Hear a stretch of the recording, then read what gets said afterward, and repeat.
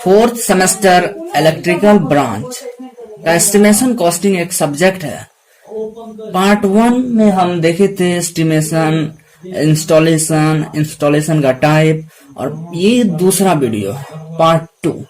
इसमें हम जानेंगे requirement for electrical installation. Electrical installation के लिए क्या क्या चीज जरूरी है वो। तो चलिए स्टार्ट करते हैं। देखो, इसमें पहला है all the conductor should be made up of copper और एल्यूमिनियम।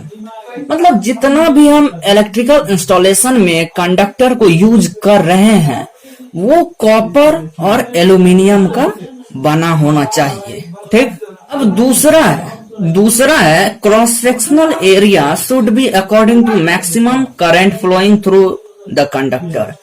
मतलब जिस कंडक्टर से जितना मैक्सिमम करंट फ्लो होगा उसके आधार पर क्रॉस सेक्शनल एरिया होना चाहिए। तो क्रॉस सेक्शनल एरिया क्या होता है वो हम जानते हैं। सबसे पहले देखो, क्रॉस सेक्शनल एरिया समझने से पहले हम ये समझते हैं 2 डायमेंशन, 3 डायमेंशन। तो देखो, 2 डायमेंशनल, 3 डायमेंशनल सब्सटेंस होता है। डायमेंशन मतलब होता है विमा, या तो वो लंबाई, चौड़ाई, ऊंचाई जो होता है। 2 डायमेंशन मतलब जिसमें 2 डायमेंशन होगा, या तो लंबाई, चौड़ाई, इस तरह से। 3 डायमेंशनल मतलब लंबाई भी होगा, चौड़ाई, ऊंचाई, सब। तो L एंड B सपोज करते हैं, और इसका L, B और H तीनों। अब देखो, इसमें बोलता है cross sectional area is the area of 2 dimensional shape. मतलब cross sectional area of 2 dimensional shape मतलब जो शेप जो 2 डायमेंशन से बना होता है उसका एरिया है। और किस केस में एरिया है वो देखो, that is obtain when A 3 dimensional object. मतलब वो तब ऑब्टेन होता है जब एक 3 dimensional object such as cylinder, जैसे कि cylinder is sliced perpendicular to some specified axis at a point. मतलब वो या फिर 3 डायमेंशनल हम लिए यहां पर एग्जांपल के तौर पर सिलेंडर, जो स्लाइस्ड परपेंडिकुलर होना चाहिए to some specified axis at a point. एक कोई पॉइंट लीजिए, उस पर हम एक परपेंडिकुलर एक्सिस खींच देते हैं। चलिए एग्जाम्पल के तौर पर हम दिखाते हैं। एग्जाम्पल एक लिए, जैसे मान लीजिए ये सिलेंडर है, जैसे हम यहाँ लिखे भी हैं, तो सिलेंडर है। तो ये तो है 3 डायमेंशनल। अब इसी का हम क्रॉस सेक्शनल एरिया निकालेंगे। वो किस केस में निकालेंगे, जब हम मान लीजिए इसको, ये 2 डायमेंशनल है, ये जो इंटरसेक्ट कर रहे हैं अभी, इससे कट करते हैं। ये 2 डायमेंशनल है, ये और ये तो ये अभी ओवरऑल ये सिलेंडर है 3 डायमेंशनल, और ये है 2 डायमेंशनल। इस पर 2 डायमेंशनल पर 3 डायमेंशनल परपेंडिकुलर है। तो यहां पर जो ये कट हुआ है, ये है इसका क्रॉस सेक्शनल, ये है क्रॉस सेक्शन। ठीक। अब देखो, तो ऐसे कट करेंगे तो ये होगा क्रॉस सेक्शन। अब इसके यूनिट के बारे में जानते हैं। तो क्रॉस सेक्शनल एरिया का यूनिट होता है SI यूनिट में मीटर स्क्वायर। कन्वेंशनल यूनिट देखो, जैसे SI यूनिट है वैसे कन्वेंशनल यूनिट होता है। इसमें होता है बर्न, BARN, जिसको हम डिनोट करते हैं स्मॉल b से। और ये मोस्टली यूज होता है किसमें, न्यूक्लियर एंड प्रैक्टिकल फिजिक्स जो लिखे हैं। और अगर एक बर्न के बारे में जानते हैं तो एक बर्न इक्वल टू होता है 10 to the power -28 metre square, और 10 to the power -28 metre square equal to होता है 100 FM स्क्वायर। तो FM स्क्वायर क्या है? FM पहले जानते हैं क्या होता है। FM मतलब होता है फेम्टोमीटर। फेम्टोमीटर होता है। अब देखो इसका बहुत जगह आप देखिएगा कहीं कभी कभार कि MB और म्यू बी यानी माइक्रो बी। तो MB का मतलब होता है मिली बर्न, यहाँ B है बर्न के लिए, और माइक्रो बी तो माइक्रो बी मतलब माइक्रो बर्न। ठीक, देखो अब FM के बारे में जानते हैं। तो FM का पूरा नाम पहले जानते हैं, वो होता है फेम्टोमीटर। अब ये क्या है, it is the unit of length, ये लंबाई की इकाई है, मतलब लंबाई को मापता है। जहां एक FM बराबर होता है 1 FM equal to 10 to the power -15 metre.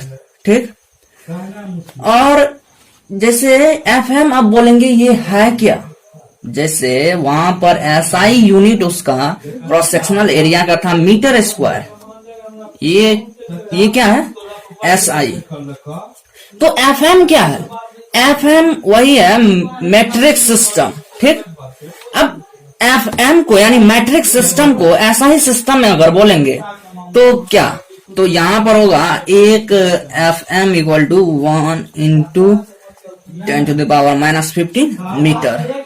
ठीक, इसको SI सिस्टम में, ये है मैट्रिक सिस्टम, ये है SI सिस्टम। ठीक, क्लियर है। देखो अब how to calculate the cross sectional area of wires. हम इसमें इंस्टॉलेशन जैसे एस्टिमेशन कॉस्टिंग है, इसमें हम वायर के बारे में ही जानेंगे, वायरिंग डायग्राम, पाइप डायग्राम। तो क्यों ना हम एक एग्जांपल लेते हैं, उससे बहुत क्लियर हो जाएगा कि how to calculate the cross sectional area of wires. तो क्रॉस सेक्शनल एरिया को कैलकुलेट करने के लिए हमको बहुत चीज जरूरी होना चाहिए। जैसे क्रॉस सेक्शनल एरिया, जैसे ये है ये क्या है, क्रॉस सेक्शनल एरिया क्या है, क्रॉस सेक्शनल एरिया।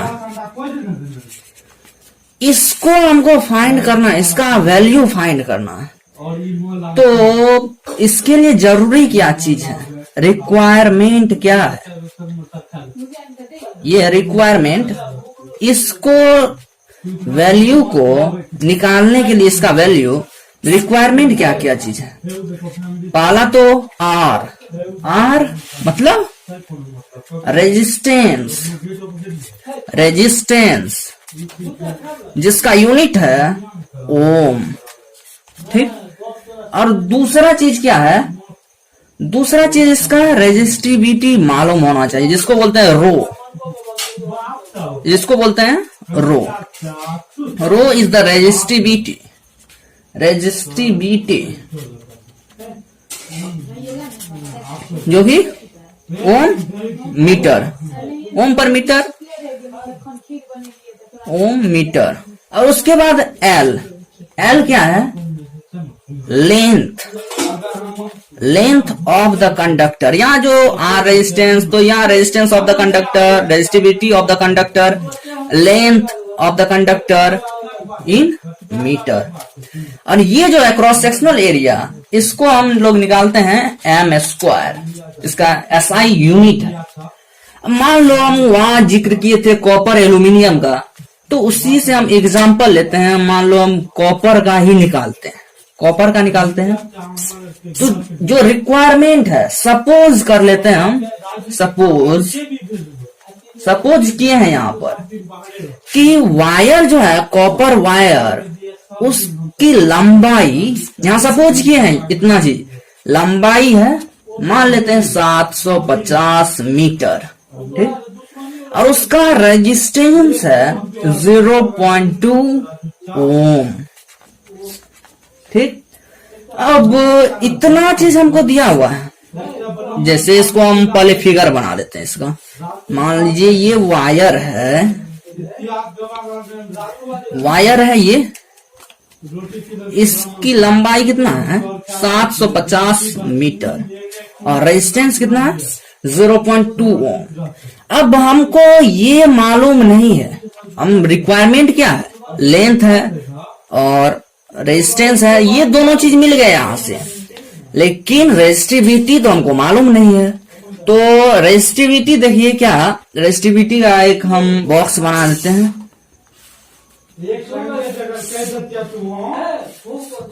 तो रेजिस्टिविटी हमको याद रखना होगा, जैसे ये मटेरियल, अब इसका रेजिस्टिविटी ये रो है, ठीक। अब देखो सिल्वर का, कॉपर का, गोल्ड का, एल्यूमिनियम का, सबका रेजिस्टिविटी अपना अपना होता है, सभी मटेरियल का। तो हम यहाँ कॉपर का जिक्र कर रहे हैं, तो कॉपर का होता है 1.72 इंटू 10⁻⁻8 ओम पर मीटर, ठीक। ये होता है इसका रेजिस्टिविटी। अब यहां से तो हमको ये तीनों चीज मालूम है, तो इसमें तो बोला गया था इसमें कि इसको निकालने के लिए, हमको क्रॉस सेक्शनल एरिया को निकालने के लिए ये तीन चीज नेसेसरी है, रिक्वायरमेंट है, जो कि मेरा पूरा हो गया यहां तक आने के बाद। अब कैसे निकालेंगे, तो बोला कि कैसे निकालेंगे, ये तीनों चीज तो रिक्वायरमेंट मेरी पूरी हो गई है, लेकिन निकालेंगे कैसे। तो वो बोला कि फॉर्मूला एक दे देते हैं, तो वो फॉर्मूला है E = रो इंटू L/R। और ये फॉर्मूला कहां से आया है, रेजिस्टिविटी का फॉर्मूला हम पढ़े हैं, तो वहीं से ये फॉर्मूला आया है। तो यहां पर ये कितना वैल्यू है, 1 रो का वैल्यू कितना है, यानी रेजिस्टिविटी का इतना है। अब लेंथ कितना है मेरा, ये रहा लेंथ, और रेजिस्टेंस ये रहा। इतना को पूरे को हल कीजिएगा, कैलकुलेट कीजिएगा, तो ये कितना निकलेगा, 0.00645 इतना। अब इसका यूनिट, ऐसा यूनिट लिखना है हमको, तो मीटर स्क्वायर। तो यहां से क्लियर है कि how to calculate the cross sectional area. तो हम पहले जाने की क्रॉस सेक्शन क्या होता है, फिर क्रॉस सेक्शनल एरिया क्या होता है, उसका यूनिट जाने हैं। एक सवाल भी हम इस पर बना लिए हैं, तो क्लियर है ये। देखो तीसरा पॉइंट है, all the switches and fuses should be located in live wire only. मतलब इंस्टॉलेशन में हम जितना भी स्विच और फ्यूज का उपयोग कर रहे हैं वो लाइव वायर में ही होना चाहिए। अब जानते हैं कि यहाँ एक वर्ड आया है लाइव वायर। लाइव वायर मतलब होता है जीवित तार। लाइव वायर होता क्या है वो जानते हैं। तो देखो लाइव वायर क्या होता है वो जानते हैं। लाइव वायर ये कैरिंग करता है इलेक्ट्रिक करंट को, कैरिंग द इलेक्ट्रिक करंट, यानी करंट को ये कैरिंग करता है। जब कुछ गलती हो जाता है सर्किट में, यानी लाइव वायर टच में आ जाता है किसी भी मेटल के, तो वहां सर्किट में फॉल्ट आ जाता है, जिसके कारण सर्किट ब्रेकर मेरा उड़ जाएगा। तो सर्किट ब्रेकर ये उड़ जाएगा, सर्किट ब्रेकर उड़ जाएगा उस केस में जब लाइव वायर टच में आ जाता है। When live wire touch in the metal. ये क्लियर है, ये पॉइंट क्लियर है। लाइव वायर क्या होता है, ठीक। The wiring throughout the installation, installation में जो हम वायरिंग किए हैं, should be such that there is no break in neutral wire. देखो न्यूट्रल वायर में यहां कहने का मतलब है कि ब्रेक नहीं होना चाहिए, ब्रेक नहीं होना चाहिए। अब यहां ये सब कुछ हम समझ गए, यहां तक हम समझ गए, लेकिन no break in neutral wire एक ऐसा वर्ड यहां पर है जिसको हमको समझना है। तो पहले जानते हैं कि न्यूट्रल वायर क्या होता है। न्यूट्रल वायर क्या होता है, देखो सबसे पहले उसके लिए हमको जाना पड़ेगा अपने प्रीवियस नॉलेज में। तो हम 3 फेज सिंगल फेज पढ़े थे, तो सिंगल फेज को अभी रहने देते हैं, 3 फेज के बारे में जिक्र करते हैं। 3 फेज में हम ये देखे थे कि इसमें फॉल्ट करेंट भी होता है, मतलब जो अनबैलेंस्ड हो जाता है, वो करंट जो अनबैलेंस्ड हो जाता है। तो फॉल्ट करेंट जो फ्लो करता है न्यूट्रल वायर के थ्रू। 3 फेज में 2 कनेक्शन होता है, एक स्टार और एक डेल्टा। तो डेल्टा को छोड़ देते हैं, अब स्टार में जाते हैं। तो स्टार में न्यूट्रल वायर होता है, ये मान लो न्यूट्रल वायर है, ठीक है। स्टार में सिर्फ और सिर्फ स्टार में न्यूट्रल वायर होता है। और ये देखो न्यूट्रल वायर फॉल्ट करंट को या फिर अनबैलेंस्ड करंट को फ्लो कराता है। अब ये सिर्फ 3 फेज में होता है, 3 फेज में भी किसमें? स्टार कनेक्शन में, ठीक है। देखो 5वां पॉइंट यहां लिखे हैं, all the loads in installation are in parallel. मतलब जितना भी लोड्स है इंस्टॉलेशन में वो पैरेलल में होना चाहिए। और क्यों होना चाहिए, कैसे होता है, ये हम आगे डायग्राम जब बनाएंगे तब समझेंगे, अभी समझ नहीं सकते हैं क्योंकि उसके लिए हमको डायग्राम बनाना पड़ेगा। जो हाउसिंग करेंगे बिल्डिंग का, रेसिडेंशियल बिल्डिंग का, वो डायग्राम में। ये पॉइंट भी है, supply at the same voltage. मतलब जो लोड इंस्टॉलेशन में हो रहा है, जितना भी इंस्टॉलेशन में लोड है, सभी load, all the loads in installation, तो वो सप्लाई कब? सप्लाई एट सेम वोल्टेज पर सप्लाई होगा। ये क्लियर है यहां तक। देखो 7वां पॉइंट है, sub distribution board should be located near to the centre of load. तो सब डिस्ट्रीब्यूशन बोर्ड लोकेट कहां होना चाहिए, उसका लोकेशन कहां होना चाहिए? मतलब सेंटर ऑफ लोड के नजदीक होना चाहिए। ये तो इसका मीनिंग हुआ, लेकिन यहाँ पर 2 वर्ड है ऐसा। पहला तो ये सब डिस्ट्रीब्यूशन क्या होता है, सब डिस्ट्रीब्यूशन बोर्ड क्या होता है वो, और दूसरा सेंटर ऑफ लोड। तो एक एक करके जानते हैं। देखो यहाँ लिखे हैं सब डिस्ट्रीब्यूशन, यानी सब डिस्ट्रीब्यूशन बोर्ड। अब इसके बारे में जानते हैं, सब डिस्ट्रीब्यूशन बोर्ड क्या होता है। तो इसको समझने के लिए इसका पहले डेफिनेशन जान लेते हैं। इट इज द इनक्लोजर, मतलब ये इनक्लोजर है। इनक्लोजर मतलब होता है संलग्नक, मतलब जिसमें कुछ जमा रहे, मतलब जो कुछ चीज को घेरे रहे, अपने अंदर में किसी को सम्मिलित करे, ठीक। दैट हाउसेस मतलब यहाँ पर घर से मतलब नहीं, मतलब हाउसेस एक घर के थ्रू काम करेगा, जिसमें क्या रहना चाहिए? The fuses, circuit breaker, etc।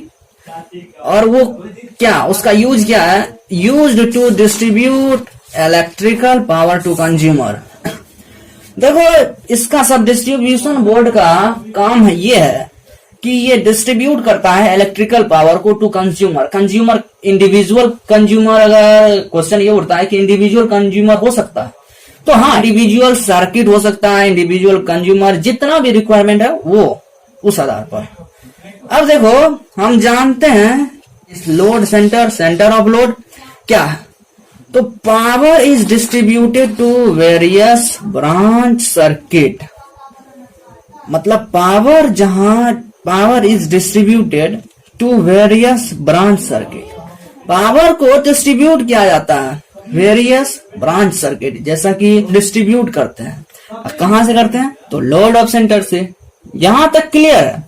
देखो अभी अगर कोई कसर रह जाती है, तो अभी फिगर जो देख रहे हैं तो वो है सब डिस्ट्रीब्यूशन बोर्ड का, उसको ध्यान से देखिए और फिर डेफिनेशन को देखिए तो समझ में आ जाएगा, ठीक। देखो नेक्स्ट पॉइंट है, the size of earth conductor should not be less than 14 SWG। मतलब साइज ऑफ अर्थ कंडक्टर का size should not be less than 14 SWG। SWG क्या मतलब होता है वो हम जानेंगे। तो SWG यानी 14 SWG से छोटा नहीं होना चाहिए। तो नहीं होना चाहिए, हाँ यहां तक हम समझ गए। लेकिन SWG वहां एक वर्ड आया जो नहीं समझे हैं, तो उसको समझते हैं पहले। तो देखो इसको समझते हैं। यहां लिखा है 14 SWG, मतलब इसका साइज कितना होना चाहिए। जैसे अभी 14 लिखा है, कहीं पर आप जाइएगा तो 16 mm² होगा, तो इससे छोटा नहीं होना चाहिए। अब सवाल ये उठता है कि तो किससे बड़ा नहीं होना चाहिए? तो 35 mm² से बड़ा नहीं होना चाहिए, इससे छोटा और इससे बड़ा अर्थ कंडक्टर का साइज नहीं होना चाहिए, नहीं होना चाहिए। ये तो हम अर्थ कंडक्टर का साइज यहां से हम क्लियर किए हैं, लेकिन यहां है SWG जो कि यूनिट होता है। तो SWG का फुल फॉर्म हम जान लेते हैं क्या होता है। इसका फुल फॉर्म होता है standard wire gauge, GAUG। Clear यहां तक? देखो नेक्स्ट पॉइंट है, बहुत इजी है ये point. Earth wire should be of same material, मतलब सेम मटेरियल का बना होना चाहिए अर्थ वायर। ये सिंपल है। अब नेक्स्ट है an earthing electrode should be situated within a distance of 15 metre from the place of installation. चलिए इसको समझते हैं। देखो यहां हम जिक्र किए थे an earthing electrode. Earthing electrode क्या जिक्र किए थे? Earthing electrode. ये बोलता है कि एक अर्थिंग इलेक्ट्रोड, यहां लिखा हुआ है कि an earthing electrode should be situated within a distance of 15 meter from the place of installation। Earthing electrode कहां सिचुएटेड होना चाहिए? तो 15 metre from the installation place, या जो जिस प्लेस पर हम इंस्टॉलेशन कर रहे हैं वहां से 15 मीटर पर अर्थिंग इलेक्ट्रोड सिचुएटेड होना चाहिए, रहना चाहिए। तो ये समझ गए, ये सेंटेंस हम समझ गए, लेकिन यहां वर्ड आता है अर्थिंग इलेक्ट्रोड, वो नहीं समझे हम। समझ भी गए लेकिन इसको अच्छा से और से समझते हैं क्या होता है अर्थिंग इलेक्ट्रोड। तो देखो अर्थिंग इलेक्ट्रोड क्या होता है। Earthing electrode consist of conductive rod. Conductive rod मतलब कहने का मतलब कॉपर, आयरन, ये सब एल्यूमिनियम सब हो गया। Which is driven into the ground, मतलब जिसको हम गाड़ते हैं वो ग्राउंड में। अब कैसे गाड़ते हैं? वर्टिकली उसको हम गाड़ते हैं, मतलब जमीन के अंदर में करते हैं। अर्थिंग वो तो हम नाम से पता चलता है जो जमीन के अंदर में ही होगा। और अगर आप अभी भी नहीं समझे हैं तो एक फिगर दिख रहा होगा अर्थिंग इलेक्ट्रोड का, उसको ध्यान से देखिए, समझ जाइएगा। एनी सब सर्किट फॉर लाइटिंग पर्पस, मतलब जिस सब सर्किट का लाइटिंग पर्पस के लिए हम यूज करते हैं, should not contain more than 10 light, fan, 5 ampere socket point. देखो यहां तक पहले हम समझते हैं, कोई भी सब सर्किट है जिसका हम यूज कर रहे हैं लाइटिंग पर्पस के लिए, should not contain more than 10। यहां पर हम लिखे लाइट, इसको अच्छा से समझिए ध्यान से, धीरे धीरे। इस यहां लिखे हम लाइट, फैन, 5 एम्पियर सॉकेट, 3 चीज लिखे हैं। अब सवाल ये उठता है कि हम ये तीनों को 10 से अधिक यूज नहीं कर सकते हैं, या फिर इंडिविजुअल, मतलब लाइट है तो अब लाइट हम बोलता है कि 10 से अधिक नहीं कर सकते हैं, तो हम 10 लाइट ले लेते हैं, 10 फैन ले लेते हैं, 5 एम्पियर का भी 10 ले लेते हैं। अगर ऐसा लेते हैं तो हम गलत करते हैं, क्योंकि ऐसा नहीं। इस सेंटेंस का मतलब ये हुआ कि ये तीनों को मिला करके हम 10 से अधिक नहीं होना चाहिए। ये सब सर्किट के केस में है। हम आगे सब सर्किट क्या होता है, इससे कैसे निकालते हैं, वो फुल्ली डिटेल में जानेंगे आगे, ये सिलेबस में ही है। अब ये सेंटेंस यहां तक हम समझ गए कि सब सर्किट, किसी भी सब सर्किट के लिए जो लाइटिंग पर्पस के लिए यूज करते हैं, वो मोर देन 10 लाइट, फैन और 5 एम्पियर सॉकेट पॉइंट कंटेंट नहीं होना चाहिए, उसमें नहीं रहना चाहिए। अब ये नेक्स्ट सेंटेंस में है, total power rating of each सब सर्किट शुड नॉट एक्सीड 800 वाट। ये किस सॉकेट के लिए है? तो ये है 5 एम्पियर। मतलब पावर रेटिंग देखो, पावर रेटिंग और पावर क्या है, सेम ही है, P इक्वल टू VI। यहां से क्लियर है ये कि इस सब को मिला करके पावर रेटिंग मेरा किसी भी सब सर्किट का नॉट एक्सीड, मतलब इतना को एक्सीड नहीं करना चाहिए, इतना से बड़ा नहीं होना चाहिए। ये 5 एम्पियर सॉकेट के लिए है। अब लास्ट पॉइंट है, the power rating of sub circuit used in 15 ampere socket should not exceed 3000 watts. मतलब टोटल पावर, सब सर्किट का टोटल पावर यानी पावर रेटिंग जो कि used in 15 ampere socket, 15 ampere socket में उपयोग किया जाता है, वो 3000 यानी 3000 वाट्स को एक्सीड नहीं करना चाहिए, उससे बड़ा नहीं होना चाहिए। तो यहाँ क्या निकला है ये कि 800 वाट्स 5 एम्पियर के लिए और 300 वाट्स 15 एम्पियर के लिए। तो यहाँ हम समझ गए ये क्या होता है। तो आज का लेक्चर यहीं पर द एंड होता है।